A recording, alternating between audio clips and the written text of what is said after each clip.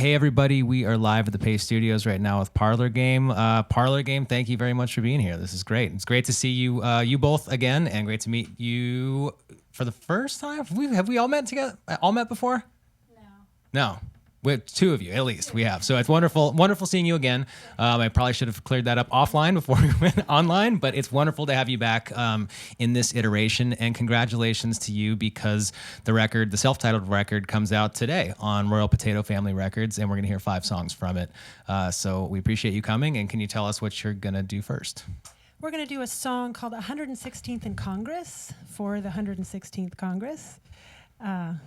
This is the second tune on the album. Here it is.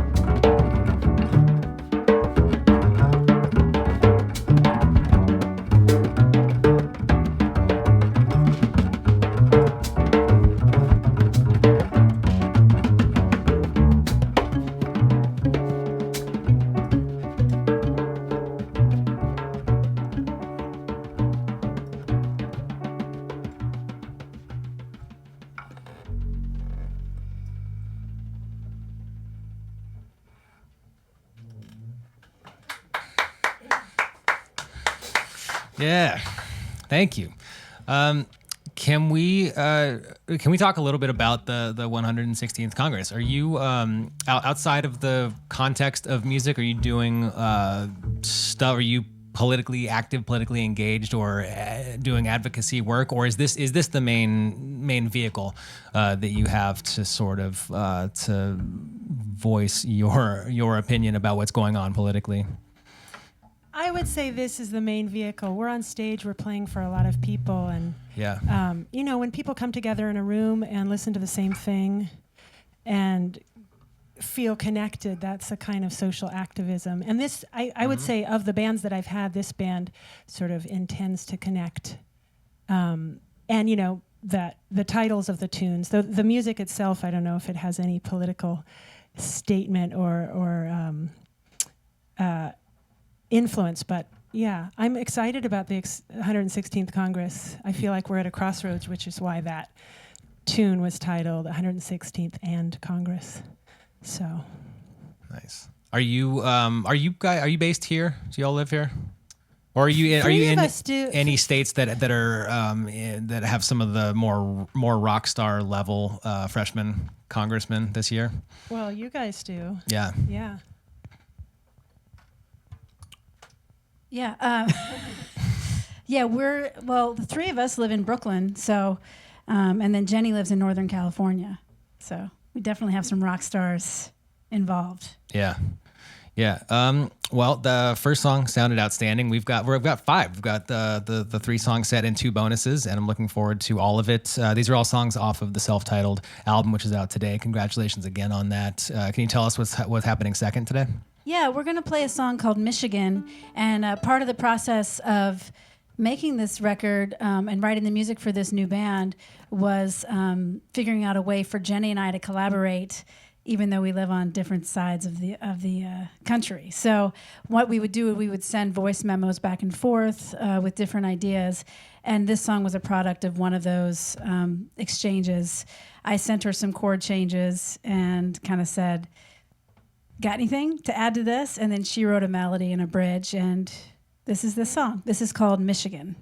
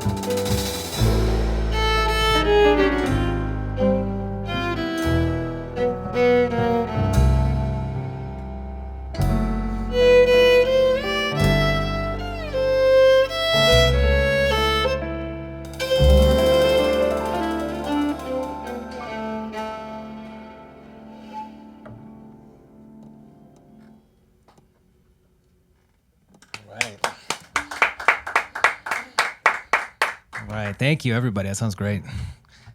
So can we? It's in poking around, finding out more about this album. I kept hearing that these tunes are a lot of them sort of intended as like a breather or a respite from modern society, from modern politics. It's the oversaturation of that feeling that every one of us has every time we wake up. Can we talk a little bit about what specifically about these tunes makes them good as a to put it on and be able to more effectively unplug from what's happening, this oversaturated world of ours? Yeah, I would say that this music, for me at least, is about community and about bringing people together, and kind of, as Jenny was saying before, connecting and feeling, capturing that feeling where the audience and the stage, or us as performers, become one. Like there's no divide. And I think kind of like a service or like a communal gathering. And for me, that's always my favorite. Those are always my favorite moments in music as a performer or a listener in general, is when people come together. And I think that's what we're craving as a society now, is for us actually to get off of our phones. Hello, everybody. Except for right now. No, but to get off social media and to actually connect, and that this is what this music feels like. And part of our journey as a band is that we've actually been going into people's living rooms and playing. We've done a few house concerts, and for me, those are always kind of my favorite concerts, because we can really connect with the audience and be one with each other, eat some food together, drink whatever you prefer to drink together. And it's special. It's a really special moment. And we feel that within this band as well, because even though we're a new band, we've actually we all have very long musical relationships with each other. So it's wonderful to finally actually come together and make music together from scratch. Cool. Well, you've got a perfect opportunity tomorrow. Many opportunities. There's a ton of festivals happening over the summer, but you're going to be at Newport Jazz tomorrow, so that's a wonderful opportunity to really connect with a whole lot of people. I was just at Fort Adams last weekend for Folk Fest. Got to see Kermit the Frog duet with Jim James, and there was an outstanding sense of community there. So that's going to be a very, very awesome. There's at least a couple of people in the comment section right now. We're looking forward to seeing you at Newport tomorrow, and there are many dates between now and early November. That's up at JennyShyman.com, up at AllisonMiller.com, and enjoy all of those. It's going to be a lot of fun. You've got a quick turnaround from Newport to Monterey. You'll be quick turnaround. September 27th is Monterey Jazz Fest. Getting my months mixed up, but anyway, so that'll be a lot of fun as well. And then you're back in New York for 3 nights at Birdland, Halloween, and then November 1st, November 2nd. So everybody who's watching right now, they're as cool as this is, and as much as I love webcasting live streaming things on the internet, there's not a replacement for seeing live music. You have to go out and see it. Right on. Yeah. Thank you. Can you tell us what's coming up third? Let's see. We're going to do a song called Miss Battle's Cannonball. And this is, there are 3 women in this band. That wasn't necessarily intentional, but I really like being out there on the stage at this moment where women are starting to lead more and more, collaborating with a woman. This tune is written for a friend of mine who is also a woman musician, who kind of a visionary, amazing woman who plays music in a small town in Northern California named Lindsay Battle, who dreams of Cannonball Adderley and has her own radio show and is a great single mother and just a total powerhouse and super smart woman. And so this is for her. This is called Miss Battle's Cannonball.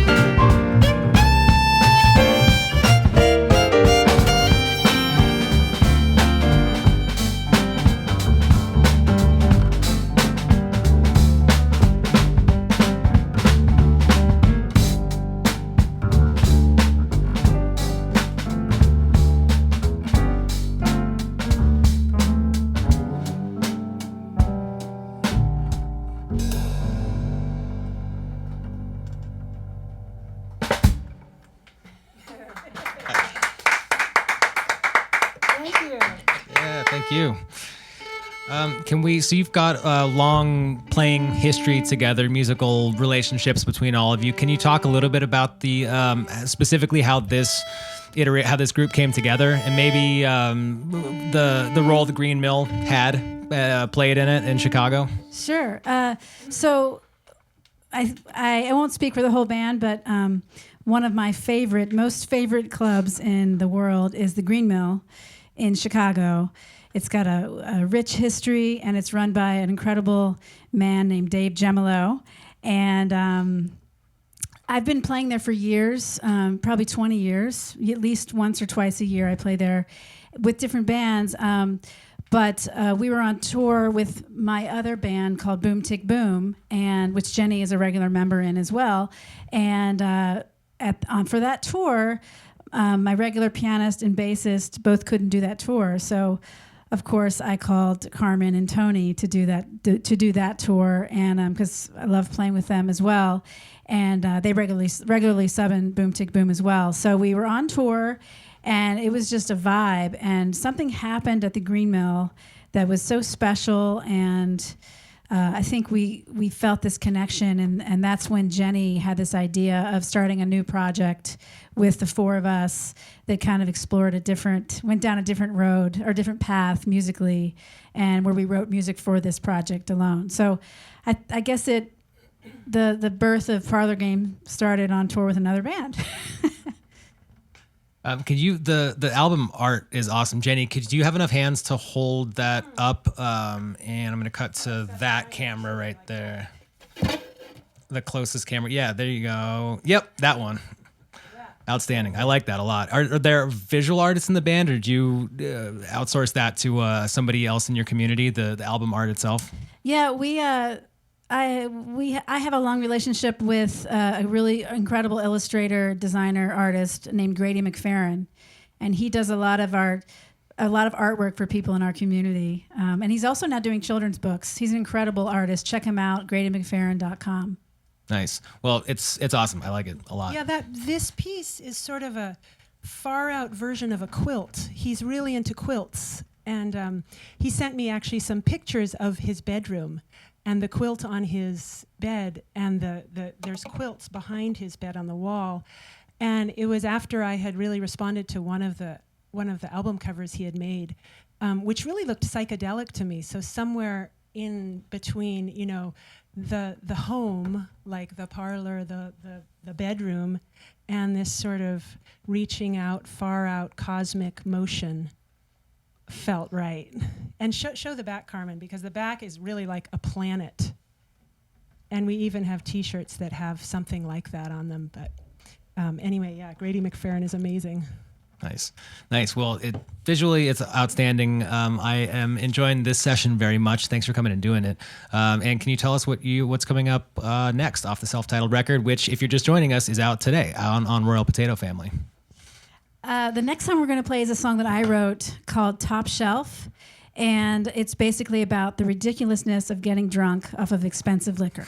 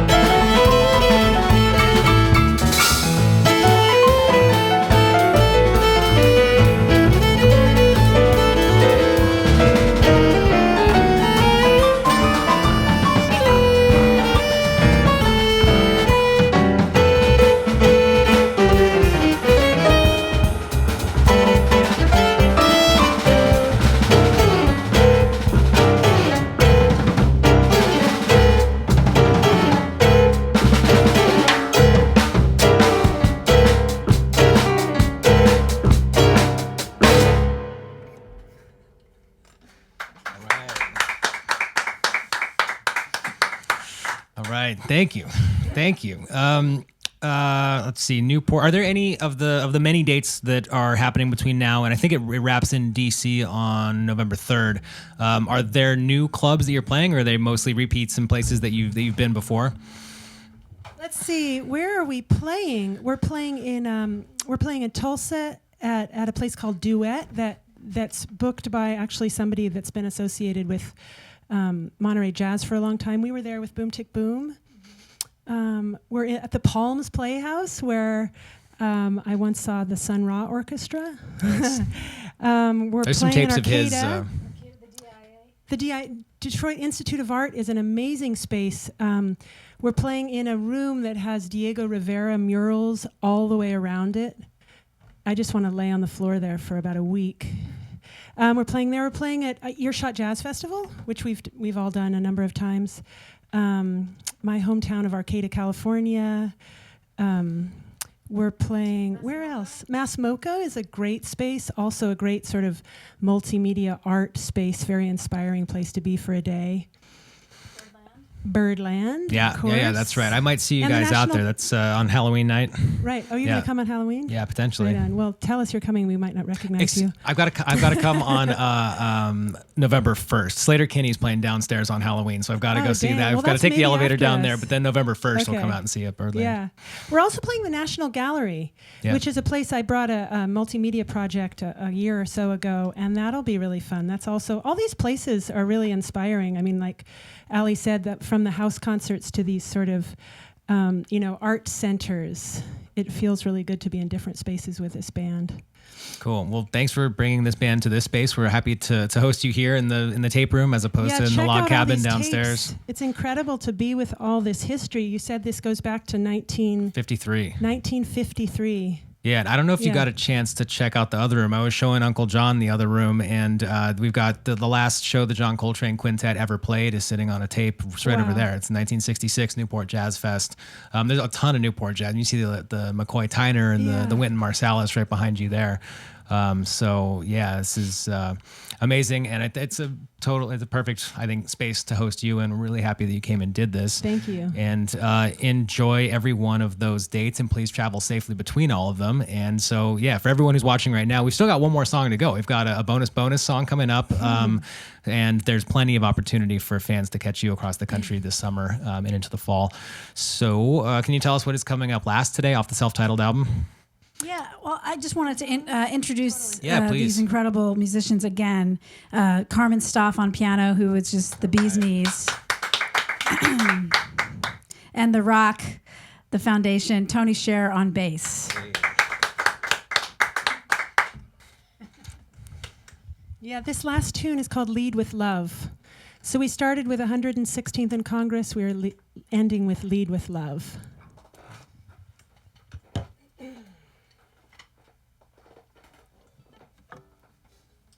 me a tempo, somebody.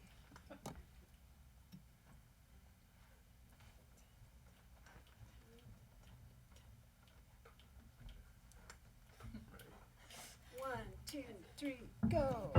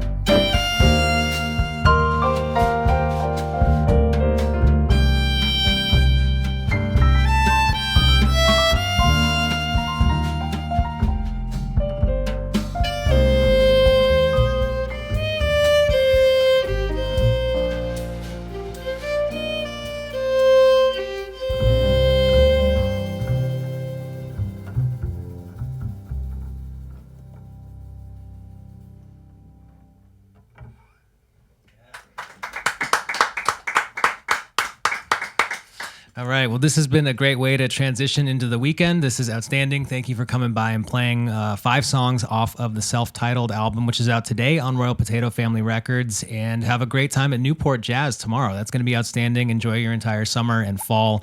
Monterey Jazz Fest at the end of September, and then back here in New York for 3 nights at Birdland on Halloween night, and then November 1st and November 2nd. And thanks again very much for coming and doing this. Thank you so much. Thank you.